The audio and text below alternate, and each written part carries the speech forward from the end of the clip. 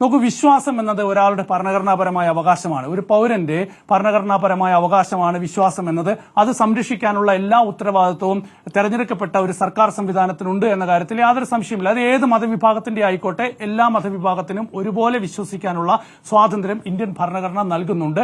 ശബരിമലയിൽ പോകാനുള്ള ഒരാളുടെ ഭരണഘടനാ അവകാശവും അതുപോലെ സംരക്ഷിക്കപ്പെടേണ്ടതാണ് എന്നുള്ളതാണ് എന്റെ ടേക്ക് എന്ന് പറയുന്നത്.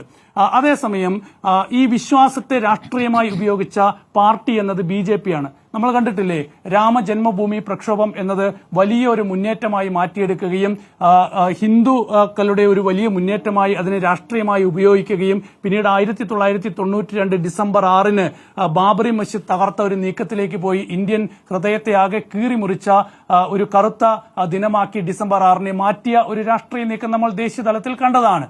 അപ്പോൾ അതൊക്കെ തന്നെ സംഘപരിവാർ സംഘടനകളും BJPയും ഒക്കെ തന്നെ ദേശീയ തലത്തിൽ നടത്തുന്ന ഒരു നീക്കമാണ്. പശ്ചിമബംഗാളിൽ ദുർഗാപൂജ വലിയ രാഷ്ട്രീയ വിഷയമാക്കി BJP മാറ്റുന്നുണ്ട്. ദേശീയ തലത്തിൽ കോൺഗ്രസിന്റെ ഒരു സാഹചര്യം എടുത്ത് പരിശോധിച്ചാലും മൃദു ഹിന്ദുത്വ സമീപനമല്ലാതെ കോൺഗ്രസിന് മറ്റൊരു രാഷ്ട്രീയം മുന്നോട്ട് വയ്ക്കാൻ പലപ്പോഴും പ്രതിസന്ധി നേരിടുന്നത് നമ്മൾ കണ്ടിട്ടുണ്ട്.